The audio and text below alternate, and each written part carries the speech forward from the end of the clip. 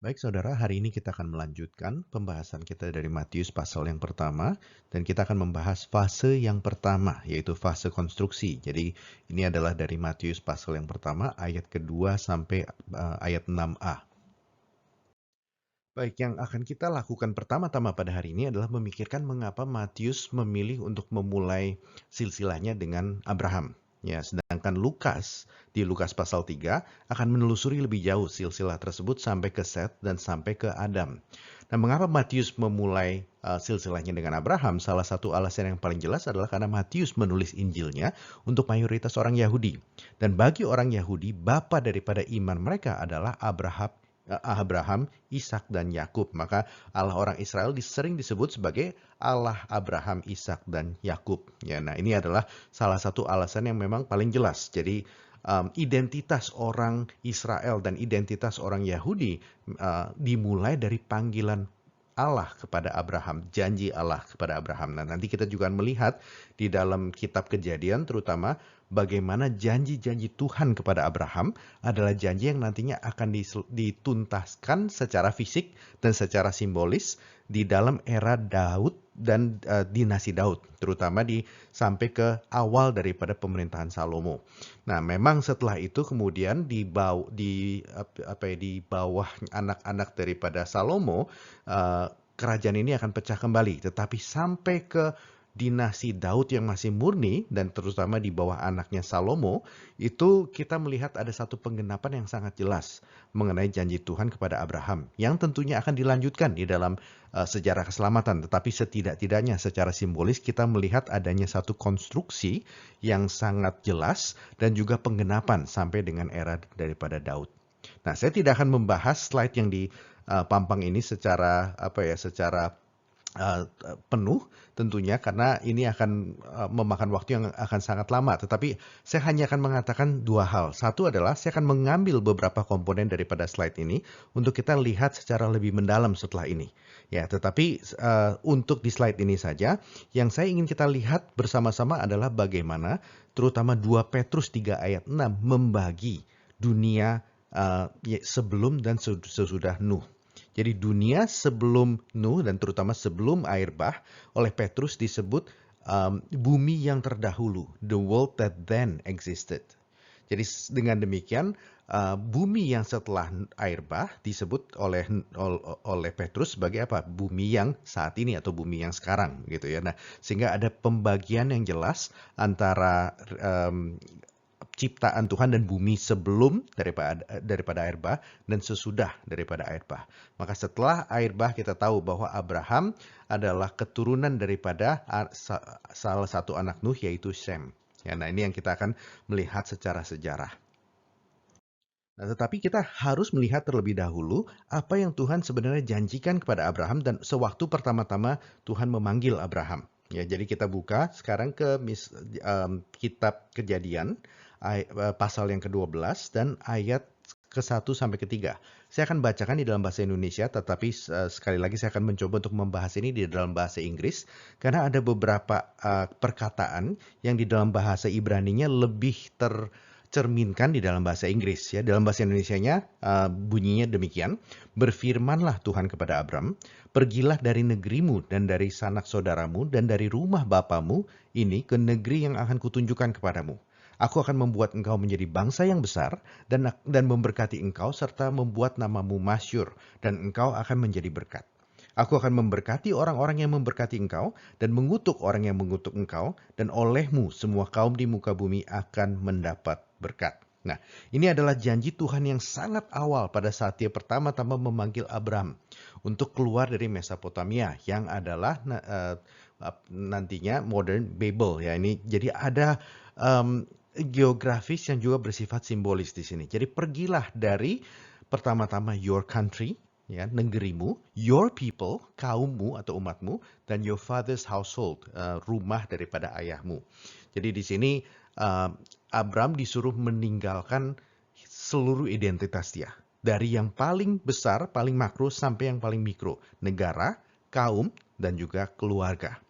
Kemana? Ke satu tempat. Ya, kesatu kalau di dalam bahasa Indonesia disebut negeri, tetapi di sini yang lebih tepat di dalam bahasa Ibrani adalah ke tanah yang aku akan beritahukan kepadamu, begitu ya. Dan di sini kita akan melihat bagaimana janji Tuhan yang diberikan kepada Abram di titik awal ini adalah sesuatu yang kita akan melihat unfolding, ya, terungkapkan di dalam seluruh cerita daripada perjanjian lama. Kenapa? Karena Tuhan menjanjikan Abram bahwa dia akan membuat Abram menjadi a great nation. Ya, dan di situ jadi ini ya, I will make you into a great nation and I will bless you. I will make your name great and you will be a blessing. Nah, kita bisa melihat bahwa dua kalimat ini sebenarnya adalah satu paralel, seakan-akan sedikit bersifat poetik gitu ya. Jadi, bagaimana Tuhan membuat Abram menjadi a great nation? Yaitu caranya dengan membuat his name great, dengan membuat namanya menjadi besar. Dan bagaimana Tuhan akan memberkati Abraham, yaitu dengan cara juga Tuhan menjadikan Abraham berkat. Jadi God will bless Abram. How? By also making him a blessing. Nah, kita harus bisa melihat bahwa kedua hal ini tidak bisa dipisahkan. Kita diberkati Tuhan adalah untuk juga kita menjadi berkat.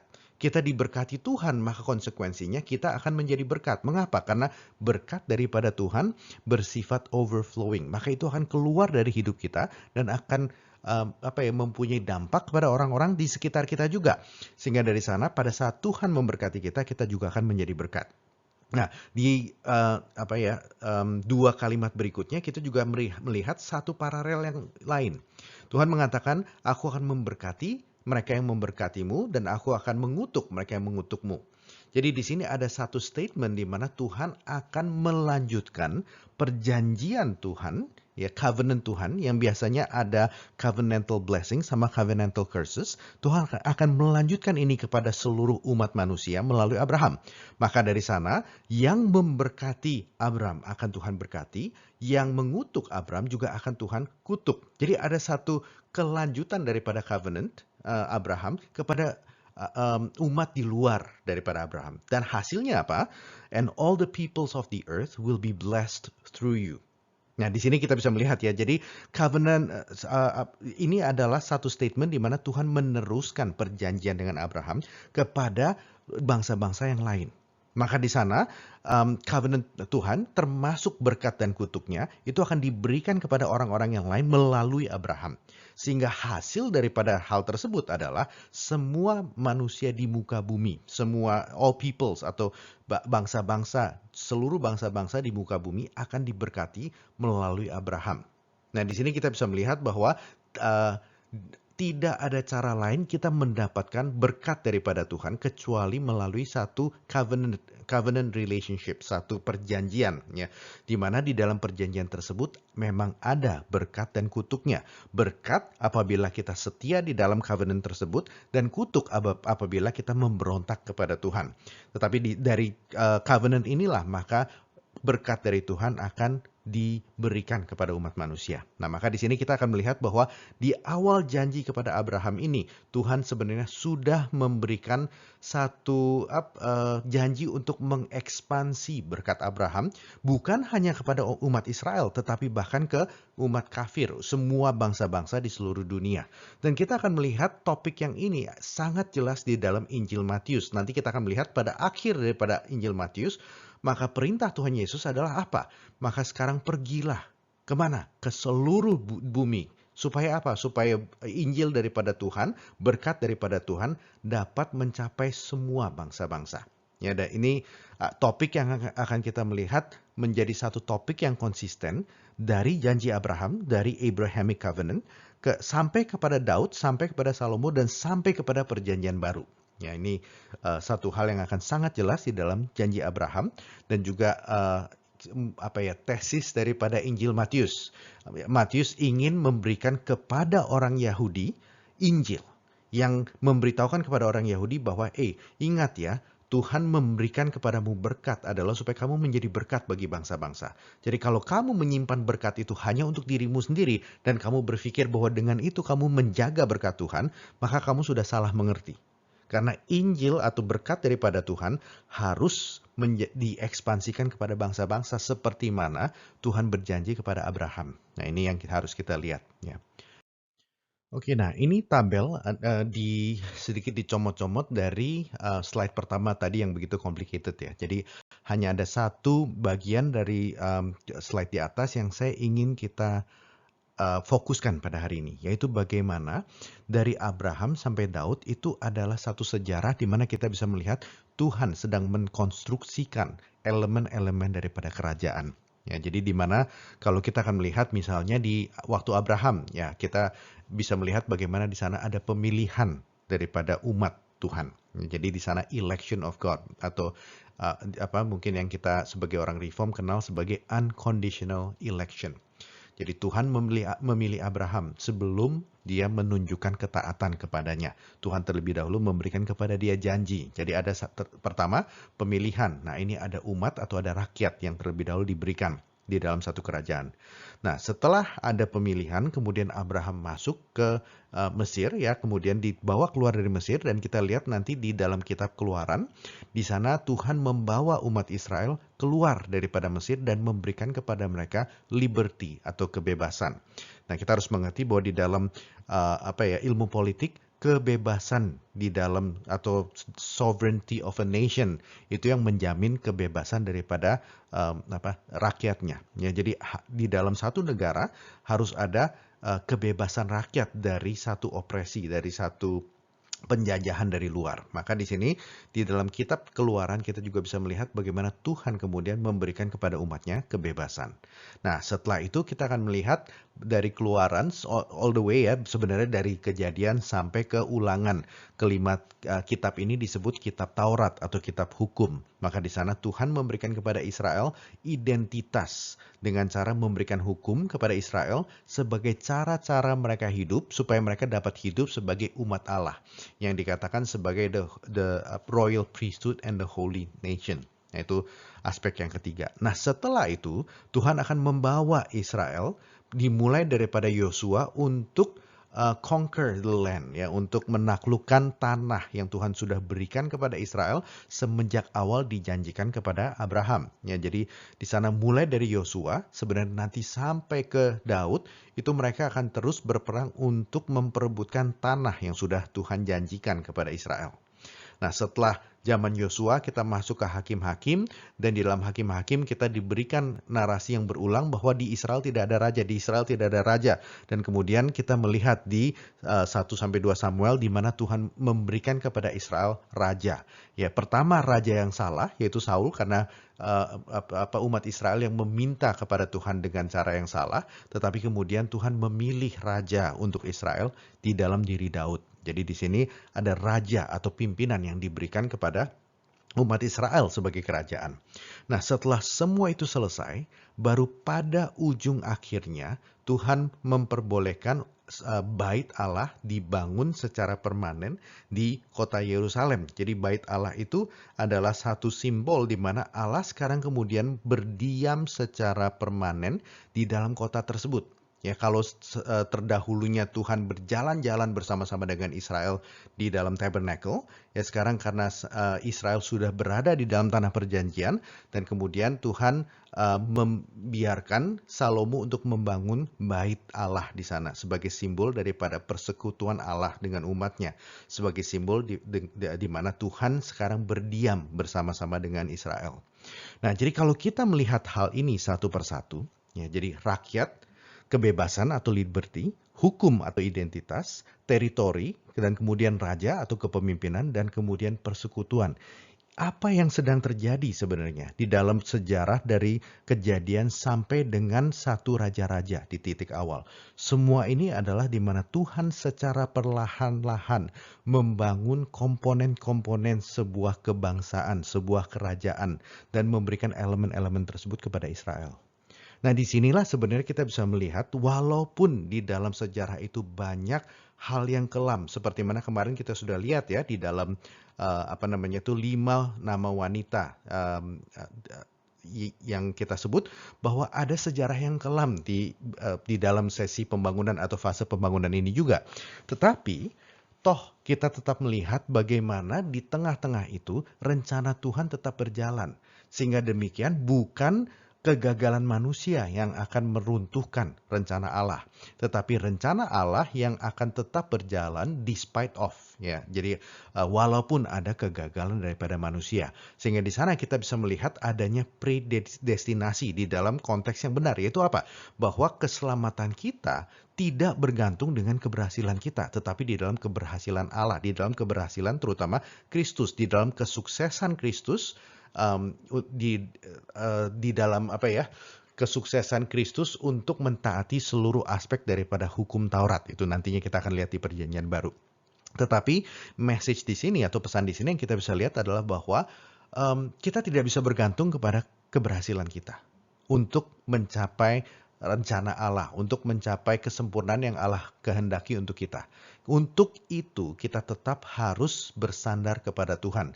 Sehingga dari sana kebenaran yang kita terima dari Tuhan itu adalah dari Dia, melalui Dia, dan kepada Dia. Sehingga dari sana kebenaran ini menjadi doxological. Ya, dari Dia, melalui Dia, dan untuk Dia, sehingga untuk Dialah kemuliaan selama-lamanya. Ya, ini yang kita melihat di dalam sejarah dari Kejadian sampai dengan satu raja-raja. Karena saya ingin kita mencoba sekarang untuk melihat bagaimana ya dari Abraham, di sana sebenarnya baru ada satu orang, baru ada Abraham. Nah, setelah Abraham mempunyai anak, Ishak, dan sampai ke Yakub, dan Yakub mempunyai anak yang begitu banyak, kita sudah bisa melihat ada satu perkembangan ya di dalam umat Allah, yaitu apa sekarang? Umat Allah menjadi satu keluarga. Dan setelah Yakub kemudian kita melihat berkembang lebih dan lebih lagi, maka di sana Israel di dalam Mesir, kita sudah bisa melihat mereka bersifat tribal, ya, sudah menjadi satu suku. Dan nanti di zaman Daud kemudian kita akan melihat mereka menjadi satu United Kingdom of Israel. Mereka menjadi satu bangsa. Nah, tidak cukup sampai ke sana. Maka yang dilakukan oleh Kristus di perjanjian yang baru, dan ini adalah yang di-announce oleh Matius, bahwa sekarang ini sudah ada era yang baru. Kalau kalian sudah melihat bagaimana di perjanjian lama, ya umat Tuhan terus-menerus menjadi lebih besar dari satu orang ke satu keluarga, ke satu suku, dan akhirnya menjadi satu bangsa yang besar. Maka di dalam perjanjian baru tidak cukup bahwa umat pilihan Tuhan itu hanya menjadi satu bangsa. Tetapi umat pilihan Tuhan harus menjadi semua bangsa-bangsa. Harus menjadi universal. Maka kita di dalam perjanjian baru mengenal apa? The Universal Church atau the Catholic Church. Yaitu apa? Gereja Tuhan yang mencakup seluruh bangsa-bangsa. Nah, ini adalah rencana yang sebenarnya Matius sedang berusaha untuk ungkapkan kepada orang-orang Yahudi. Kalian lihat ya, kenapa kalian mau mencoba untuk melimitasikan scope daripada rencana Tuhan ke satu bangsa saja, hanya bangsa Israel. Ya, sehingga di sana orang-orang luar kalau mau selamat mereka harus proselyting themselves, harus masuk ke dalam bangsa Israel. Toh, kalau kita melihat sejarah di dalam perjanjian lama, maka umat pilihan Tuhan ini selalu diperbesar skopnya. Ya, jadi satu orang, satu keluarga, satu suku, dan satu bangsa. Dan kalau kita melihat kembali kepada janji Tuhan kepada Abraham yang kita sudah baca tadi di Kejadian 12, kita bisa melihat bahwa janji Tuhan kepada Abraham itu adalah universal. Bahwa ya memang berkat itu akan datang melalui Abraham, sehingga akan datang melalui keturunan Abraham, tetapi toh bukan berarti itu hanya akan dikekep, ya, disimpan hanya kepada keturunan Abraham itu sendiri. Kenapa? Karena janji itu diberikan kepada semua bangsa-bangsa. Ya, covenant atau perjanjian itu akan diberikan kepada semua bangsa-bangsa. Ya, sehingga dikatakan semua bangsa-bangsa akan diberkati oleh karena engkau. Gitu ya. Jadi ini adalah janji yang terkandung di dalamnya. Nah, di dalam konteks itulah kita kembali sedikit kepada apa yang kita sudah pelajari hari kemarin ya, yaitu ada 3 nama perempuan di dalam fase pertama ini. Dan 3 nama ini adalah nama-nama yang kalau kita bilang mungkin secara kelayakan, kok seakan-akan tidak layak untuk masuk ke dalam silsilah yang begitu membanggakan. Ya, kita melihat bagaimana Tamar yang menyamar sebagai seorang pelacur, tetapi toh bahkan Yehuda yang disombong-sombongkan oleh orang Yahudi mengatakan bahwa perempuan itu atau Tamarlah yang lebih benar daripada aku. Jadi kebenaran Tamar melebihi kebenaran daripada Yehuda. Ya, ini kita sudah bahas kemarin ya. Rahab yang adalah pelacur yang kafir itu, dia adalah orang Yeriko. Dia yang tanpa melihat menjadi saksi mata sendiri kedahsyatan Allah di bangsa Mesir misalnya, dia malah mengatakan, aku tahu bahwa Tuhan telah memberikan negeri ini kepada kamu. Berdasarkan apa? Bukan karena aku melihat, tetapi karena Rahab mengatakan, aku mendengar. Jadi faith comes from hearing. Ini Rahab yang begitu jelas sekali mengutarakan. Sedangkan dia itu siapa? Dia adalah pelacur kafir. Ya, dan malah dia memberikan atau memperlihatkan iman yang jauh lebih besar daripada mata-mata Israel yang ketakutan sebenarnya pada saat dia melihat musuh-musuh yang besar, begitu ya. Jadi itu cerita Rahab, dan di dalam cerita Rut ini lebih parah lagi. Ia adalah wanita Moab yang dikatakan di dalam Alkitab bahwa dia tidak boleh masuk ke dalam komunitas Israel. Tetapi Boas memberikan kesaksian tentang Rut bahwa dia mempunyai hesed yang lebih besar. Terutama di dalam bagaimana Ruth ingin menjalankan kehendak Allah. Nah, ini kita sudah bahas di minggu yang lalu. Sehingga dengan demikian, 3 nama perempuan ini menyebutkan bahwa Tamar mempunyai better righteousness, Rahab mempunyai better faith, dan Ruth mempunyai better loving kindness atau hesed. Ya, jadi di sini di dalam kebanggaan daripada orang-orang Israel atau Yahudi, sekarang Tuhan memasukkan nama-nama yang semakin lama seakan-akan semakin kafir untuk memberikan satu rasa malu kepada Israel bahwa orang-orang ini mempunyai iman yang lebih Abraham loh daripada kamu, begitu ya. Dan kita melihat dari sini bagaimana kemudian kalau kita mengingat kembali, mengconsider kembali bahwa Matius sedang memberikan nantinya satu argumen bahwa Tuhan akan memperluas Injil ini untuk mencakup segala bangsa. Nah, ini adalah argumen awal yang sangat bagus. Jadi kenapa seseorang itu harus menjadi keturunan fisik Abraham, baru dia menjadi Israel yang sejati? Enggak begitu. Yang dibuktikan adalah bahwa Rahab seakan-akan lebih Israel daripada Israel, Tamar itu lebih Yehuda daripada Yehuda sendiri, dan Ruth itu lebih Abraham daripada kalian yang merupakan keturunan Abraham. Ketiga perempuan ini menunjukkan sikap atau iman atau kebenaran atau kesetiaan yang lebih mirip daripada Abraham, daripada kalian yang hanya mengatakan bahwa kalian itu mempunyai physical lineage, ya, kalian adalah keturunan fisik daripada Abraham. Dan ini nanti argumen yang akan dipakai oleh Paulus pada saat Paulus bertanya, siapakah orang Yahudi? Apakah mereka yang disunat secara jasmani atau mereka yang disunat secara rohani? Dan Paulus akan mengatakan bukan secara jasmani, tetapi secara rohani. Nah, ini adalah awal-awal daripada cara Injil ini dibentuk oleh Matius yang menuliskan Injil dia kepada orang Yahudi, tetapi untuk memberitahukan kepada mereka, yang penting daripada keyahudianmu bukan adalah fisikmu, bukan adalah DNA kamu, tetapi adalah imanmu kepada Tuhan daripada Abraham, Ishak, dan Yakub. Kalau kamu mempunyai iman daripada Abraham, maka kamu benar-benar adalah keturunan Abraham.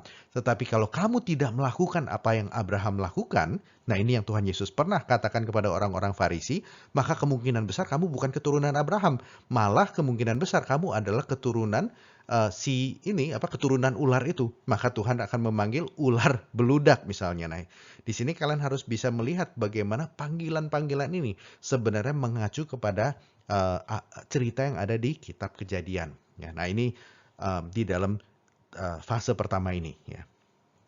Nah, sekarang saya ingin kita untuk melihat kembali janji Allah yang diberikan kepada Abraham di dalam kitab Kejadian. Dan kita akan kemudian membandingkan ini dengan deskripsi daripada kerajaan Israel di 1 Raja-Raja pasal yang keempat. Jadi di sini kita melihat dari awal, yaitu di awal silsilah Matius, yaitu di Abraham, dan sampai di akhir silsilah Matius, yaitu persis sesudah Daud menyerahkan kerajaannya kepada Salomo, dan ini adalah awal-awal daripada pemerintahan Salomo. Ya, kita akan melihat bagaimana progres daripada janji Tuhan tersebut. Kita membaca terlebih dahulu 4 tempat ya, karena di Kejadian ada 4 kali di mana Tuhan mengulang kembali janjinya kepada Abraham dengan sedikit tambahan yang berbeda-beda. Nah, kita akan membaca pertama-tama yang kita sudah baca di awal tadi, yaitu Kejadian 12 ayat 1-3. Berfirmanlah Tuhan kepada Abram, pergilah dari negerimu dan dari sanak saudaramu dan dari rumah bapamu ini ke negeri yang akan kutunjukkan kepadamu.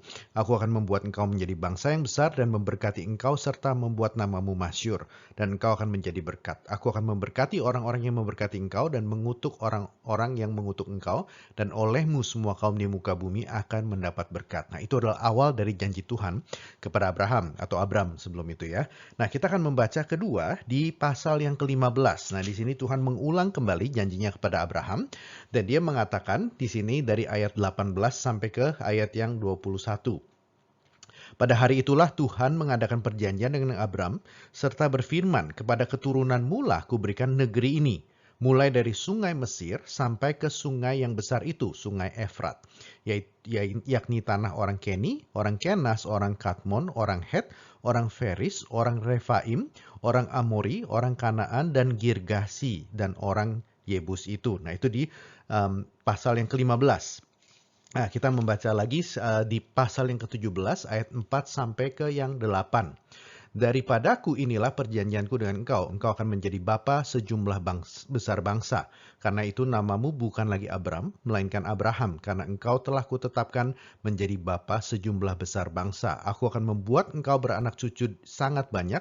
Engkau akan kubuat menjadi bangsa-bangsa, dan daripadamu akan berasal raja-raja.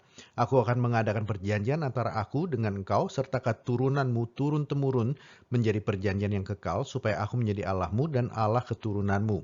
Kepadamu dan kepada keturunanmu akan kuberikan negeri ini yang kau diami sebagai orang asing, yakni seluruh tanah Kanaan akan kuberikan menjadi milikmu untuk selama-lamanya, dan aku akan menjadi Allah mereka.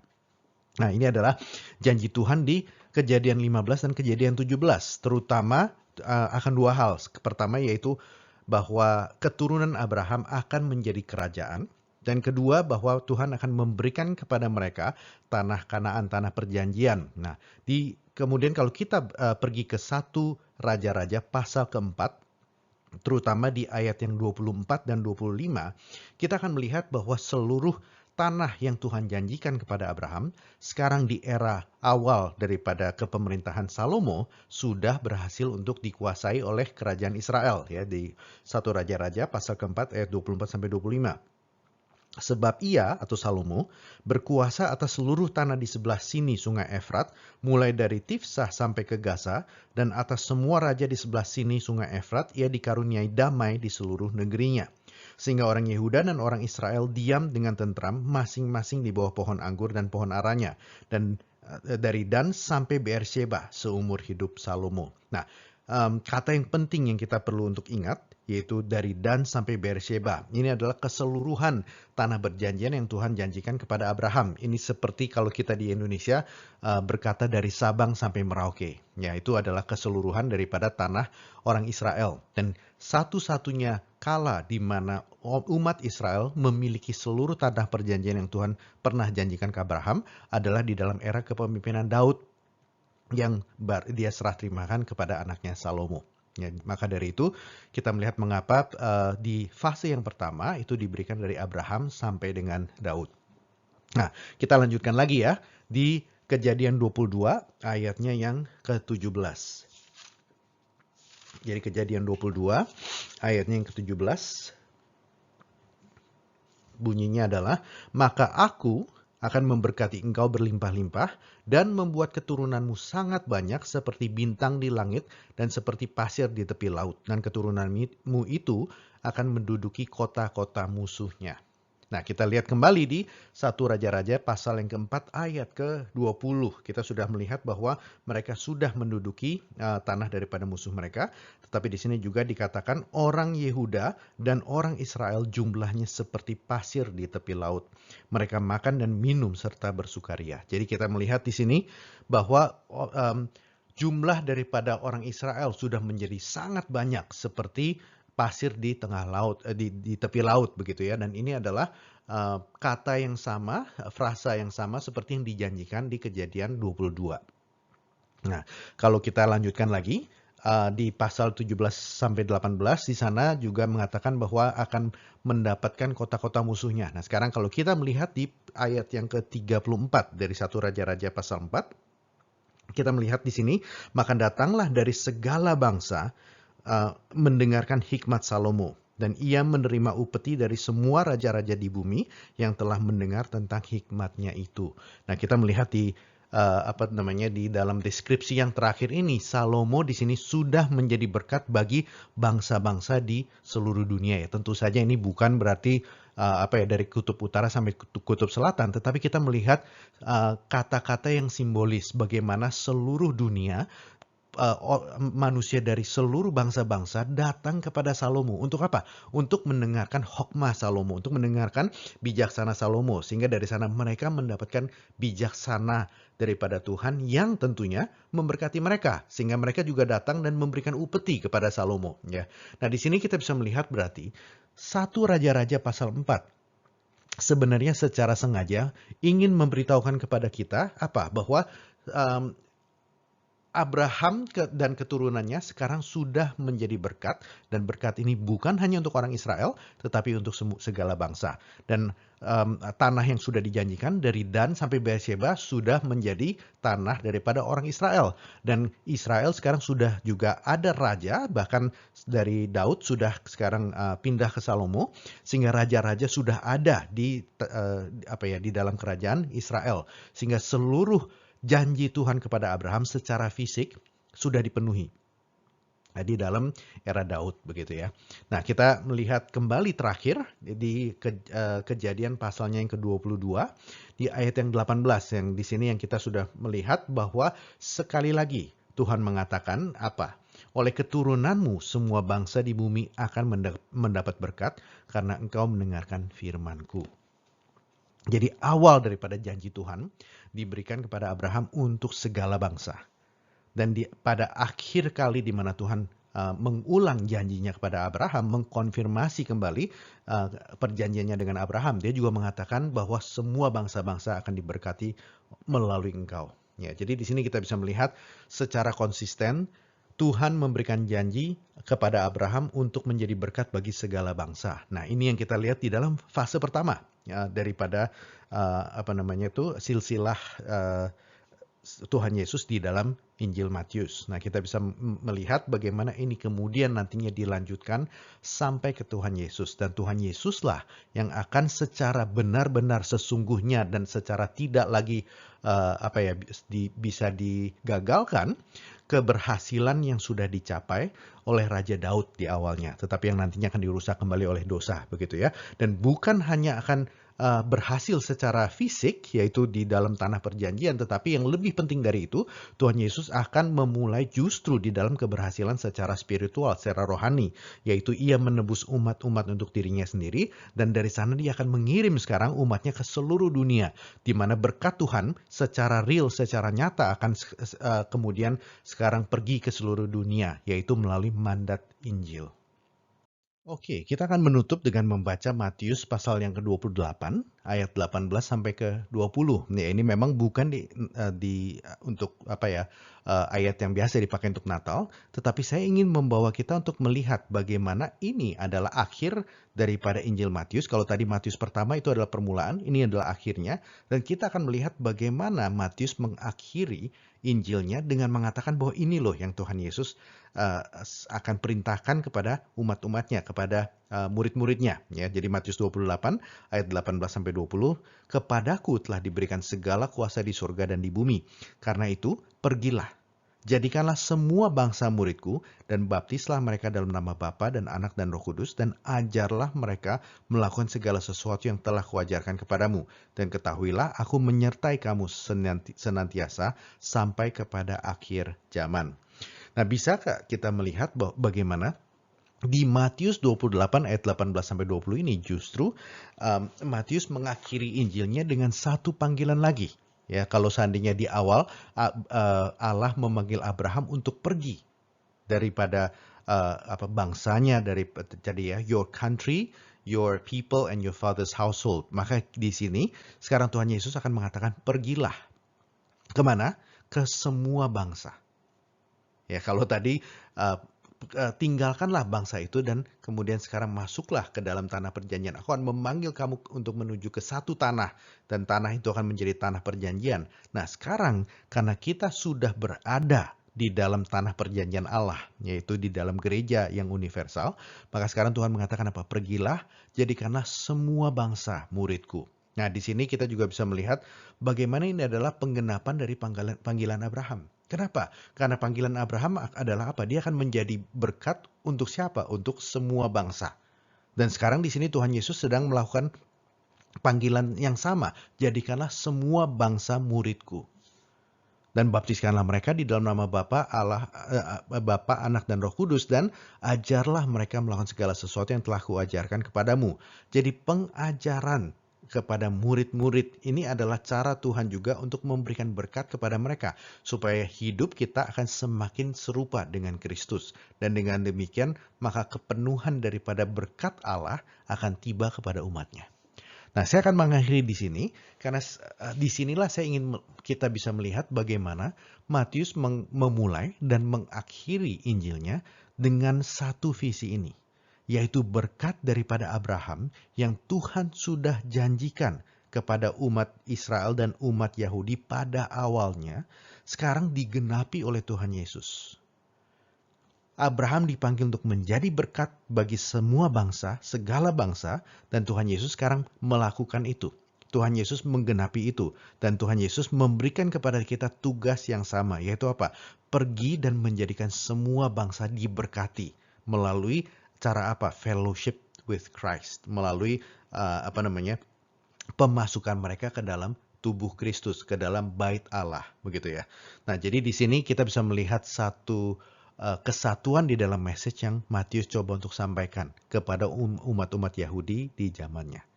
Nah, disinilah kita juga bisa melihat bahwa kedatangan Tuhan Yesus yang pertama kali adalah permulaan daripada pekerjaan ini, yaitu bagaimana Allah sekarang berdiam bersama-sama dengan umatnya, dan di sanalah Tuhan Yesus mengajarkan kepada kita dan memanggil kita untuk menjadi berkat, supaya apa? Supaya kemuliaan Tuhan akan spread, ya, akan tersebar di seluruh bumi seperti air menutupi lautan, gitu ya. Nah, itu yang menjadi visi daripada Injil Matius. Nah, dengan demikian, ini adalah akhir daripada renungan di hari yang ketiga. Ya, sekali lagi, selamat Natal, dan biarkanlah pesan-pesan Natal ini akan kerap kali mengingatkan kita akan visi yang Tuhan sudah berikan kepada Abraham yang kemudian sekarang digenapi oleh Tuhan Yesus. Dan kita bisa melihat kejelasan tersebut di dalam kedatangan Tuhan Yesus yang pertama kali, yaitu di dalam Natal yang kita rayakan bersama pada hari ini. Tuhan berkati.